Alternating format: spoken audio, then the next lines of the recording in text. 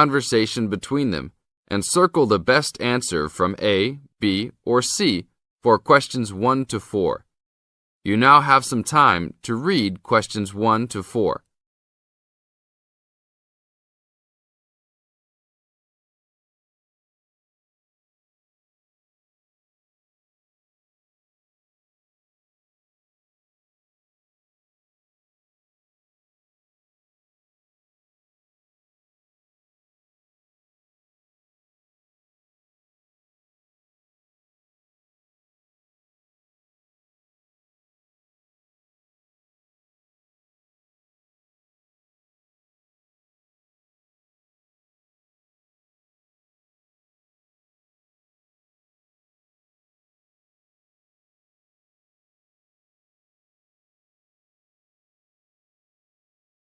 Now, we shall begin. You should answer the questions as you listen, because you will never hear the recording for the second time. Listen carefully and answer questions 1 to 4.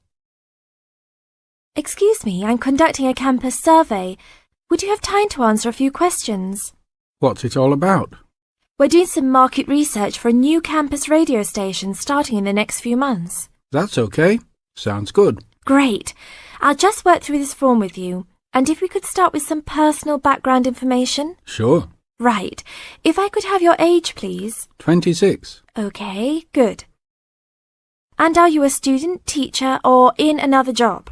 Well, I'm a tutor, but I'm also a postgraduate student, so I don't know what you might call me. What do you think? Okay, well, I'm more of a teacher, really. Fine. And would you mind if I asked about your salary, or I could leave it blank? No, that's okay. It's $20,000 a year. Thanks. Right.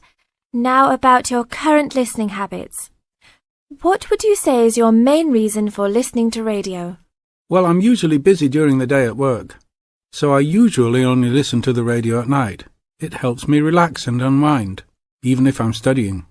Good. And how many hours a day on average do you listen to the radio? Well, not a lot really. I'd say just over an hour all told. Now you have some time to read questions 5 to 10.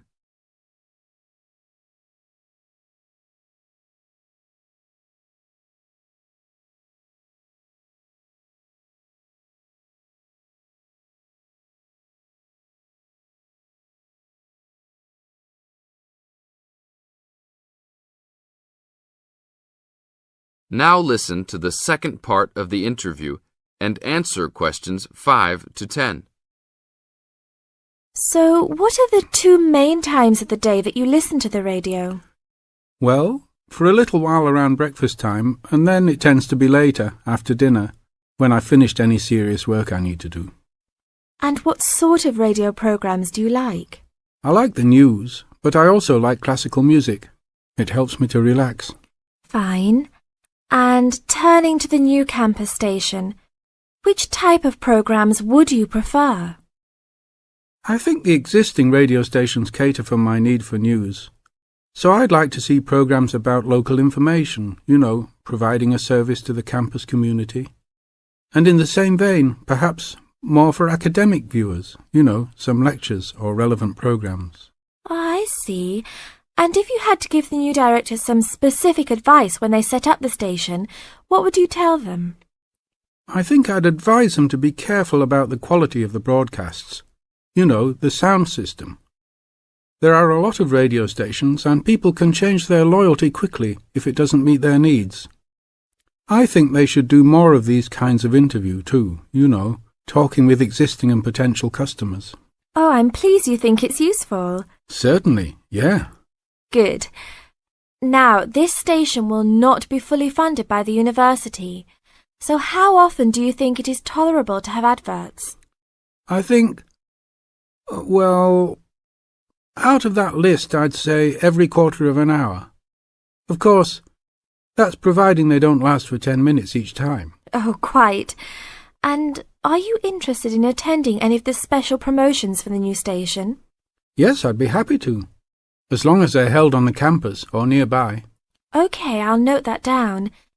And finally, may we put you on our mailing list? Well, I'd prefer not, except for the information about the promotions you just mentioned. OK. Can I have your name and address? Of course. I have a card I can give you. Oh, great. And thanks a lot for your time, and we look forward to seeing you. Yeah, sure. Thanks.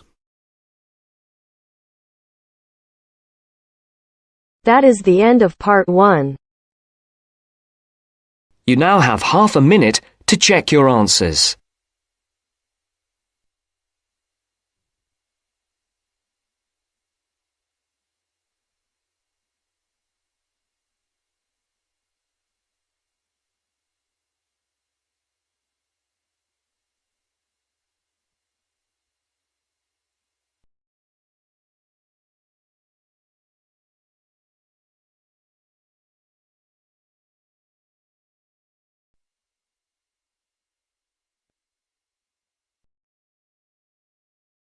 Now turns to part 2. Part 2. First, you have some time to look at questions 11 to 17.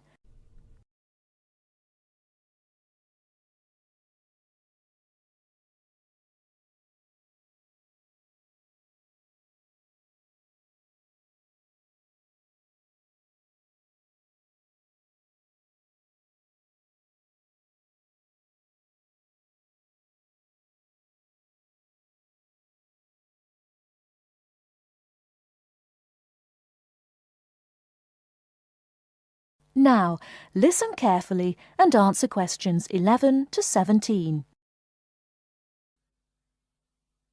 Good afternoon, everyone, and welcome to this short talk on the subject of fireworks. Now, fireworks, as I'm sure many of you know, were invented in China, though there has long been disagreement as to exactly when, or even in which century. The consensus nowadays, though, is that it was in the 6th, as there is considerable evidence of war rockets being made then. We also know that fireworks were in use by the 7th century in Arabia, where they were called Chinese arrows, reflecting their military potential. It then took a long time for them to spread to Europe. In fact, it wasn't until the 1200s that fireworks made their appearance there.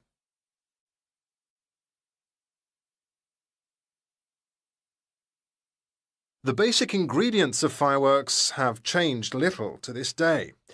Their explosive capacity comes mainly from black powder, also known as gunpowder, which is produced from a mixture of charcoal, sulfur, and potassium nitrate. A modern aerial firework, the kind used nowadays in big public displays, not the small rocket type that you might remember from your childhood, is normally made in the form of a shell, often a sphere about the size of a peach. Inside the shell are a number of stars, surrounded by black powder, and running through the centre of the round shell is a charge that makes the firework explode when it reaches the desired altitude. This is known as the bursting charge. When this explodes, it ignites the outside of the stars, which begin to burn with bright showers of sparks. Since the explosion throws the stars in all directions, you get the huge sphere of sparkling light that is so familiar at firework displays. A shell of this kind is launched from a 75mm diameter mortar, which in some ways resembles the type used by the military.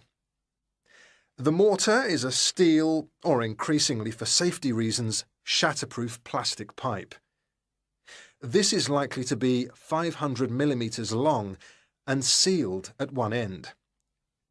The other end is aimed at the sky, and at the bottom of the pipe, below the shell, is placed a cylinder containing black powder. This has a long fuse, which projects out of the tube.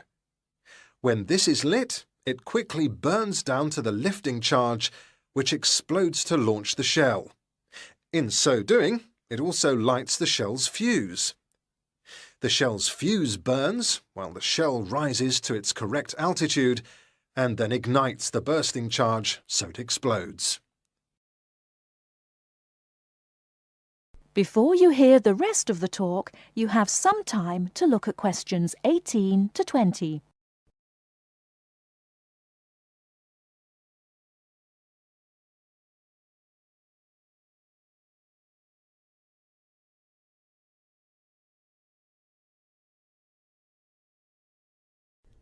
Now listen and answer questions 18 to 20.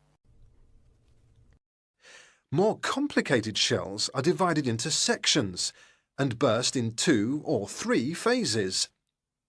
Shells like this are called multi-break shells.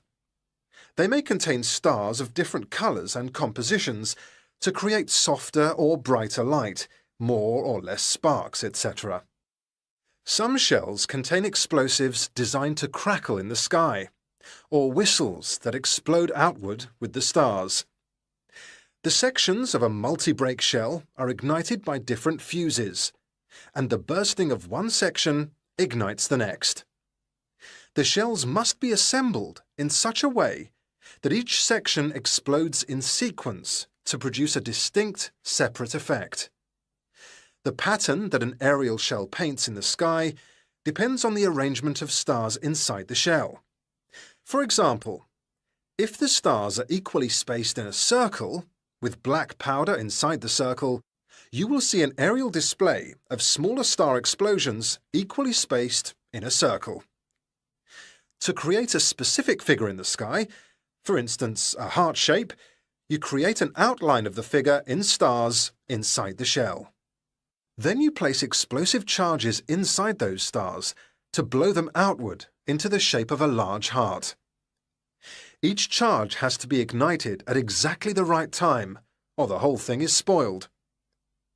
Many other shapes have particular names, like the willow. This is formed by stars that fall in the shape of willow tree branches, spreading a little to the side and then downwards. The high charcoal composition of the stars makes them long burning, so they may even stay visible until they hit the ground. The ring shell is fairly basic.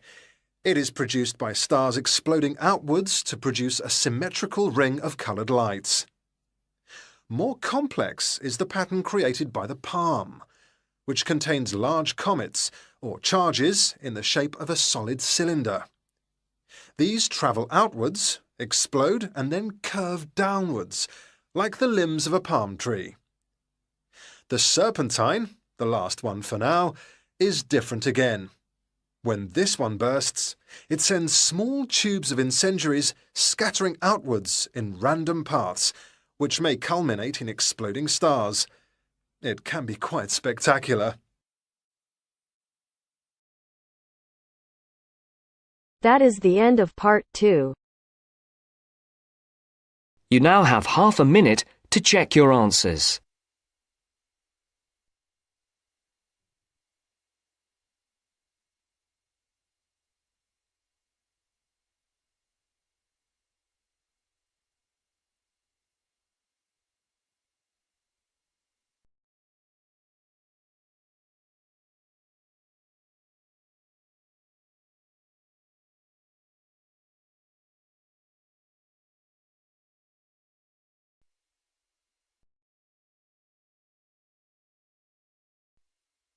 Now turns to part 3.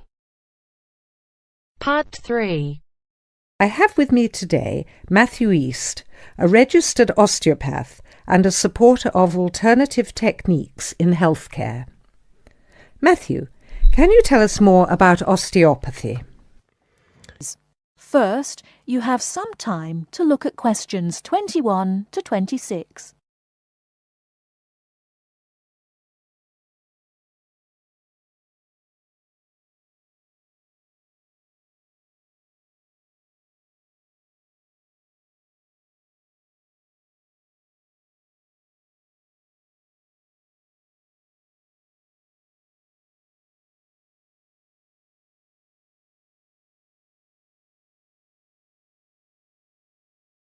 Now listen carefully and answer questions 21 to 26. Over the past 50 years, there have been some radical changes in medicine as it is known in the West. This is largely the result of vast improvements in technology, but also in the rising importance of alternative treatments. I have with me today Matthew East, a registered osteopath and a supporter of alternative techniques in healthcare. Matthew, can you tell us more about osteopathy? Well, perhaps the first thing I should say is that the term alternative is actually a little misleading, as I am referring to approaches and attitudes to health that were in common use long before Western medicine was established. I prefer the term natural. Anyway, I'll begin by telling you a little about osteopathy. Basically, osteopathy is the manipulation of muscles in order to alleviate stresses and tensions that lead to pain. Now, unlike Western medicine, osteopathy considers the whole body, not just the affected area, and this is a very important principle of natural remedies. The whole body must be considered before a course of treatment can be decided upon. You see, the aim of therapies like osteopathy is not only to repair the body, but also to get the body treating itself. And this does not come from treating the symptoms. To give an example, I recently treated a 2-month-old baby who was screaming all day and was even worse at night. The couple had taken the baby to their doctor, but the only advice they were given was that the baby would grow out of it. However, the real problem stemmed from a difficult birth, which put pressure on the baby's neck. After 10 minutes of gentle manipulation, the pressure was released, and within 20 minutes the baby was quiet and calm for the first time. This was achieved without drugs or operations. Avoiding such invasive methods of treatment highlights another of the differences between Western medicine and a more natural approach. You see, Western medicine often uses surgery in order to find a solution to problems that could have been addressed with simple remedies. A medical approach that looks closely at how essential an operation is before it is performed would offer patients a considerably less stressful method of treatment, not to mention the financial savings. Natural remedies actually amount to about 10% of the cost of a Western course of treatment. Before you hear the rest of the talk, you have some time to look at questions 27 to 30.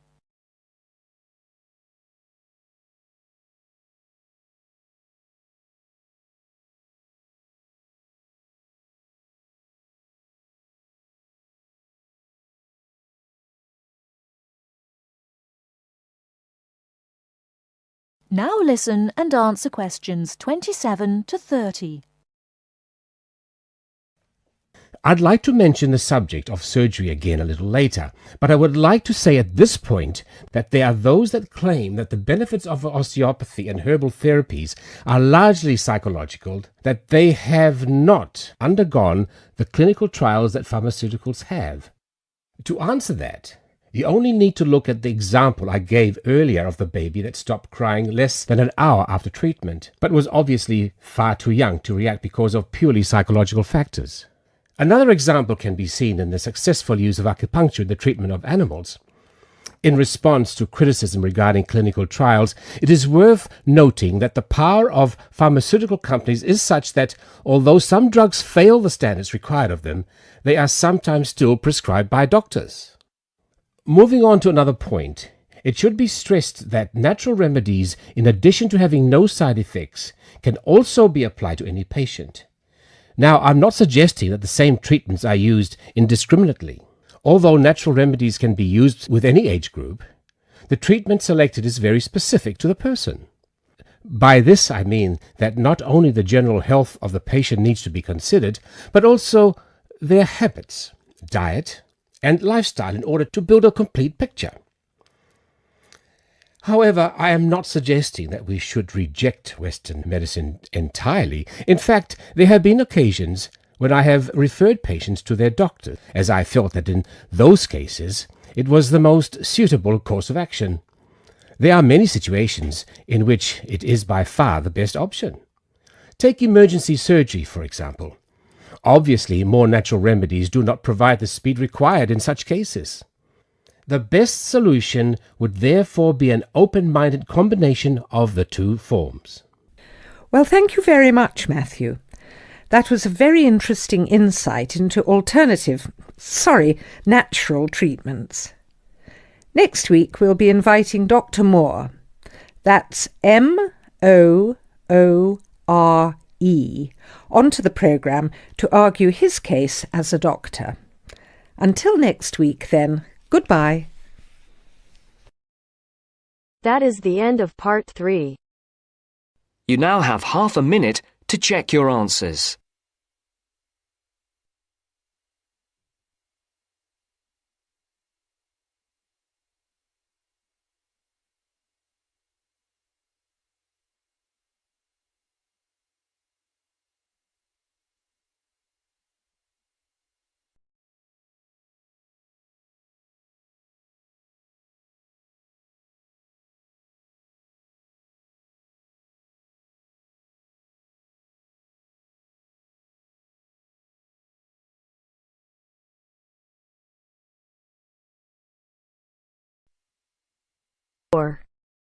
Part 4. You are going to hear a lecture about dorm rooms. First, you have some time to look at questions 31 to 40.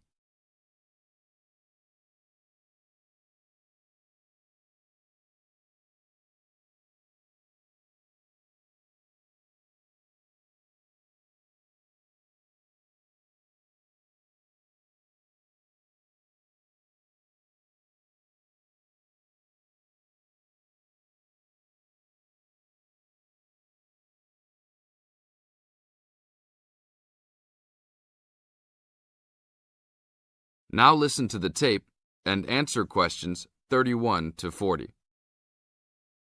Welcome to your new home for the upcoming year. These dorm rooms are among the best in the nation and are the newest ones at this school. So I hope you will all learn to appreciate them and take good care of all the facilities here. I am Gina, and I will be residential advisor in this building for the year. Today I am going to tell you about some of the programs and facilities that are available to you. I will also be telling you the rules that everyone is expected to abide by. I will be asking you to give me your full attention for the next few minutes. I will first tell you about the facilities that are available to you. The dining facility is located on the first floor of the building. It is open 7 days a week from 7 a.m. to midnight. All the food offered to students is freshly made every day, and my own opinion is that the food is actually quite good. Feel free to come and grab a banana for breakfast or sit down with a group of friends for dinner. Although your meals are served buffet style, please do not waste food. All students are expected to clean their own tables after meals. In the basement of this building, there is a gym and recreational hall. The gym has workout equipment such as treadmills and weight sets. In the recreational hall, there are ping pong tables and a pool table for student use. You must sign in when using this equipment, and you will be held responsible for any damages or losses. The gym and recreational hall are open daily from 10 a.m. to 10 p.m. There is a kitchen located on the second floor of this building. Your dorm key will open this door. Inside there is a refrigerator, a microwave, an oven, and a stove. This room is open 24 hours a day, 7 days a week. If you decide to cook a meal, please be considerate to all the students and clean up after yourself.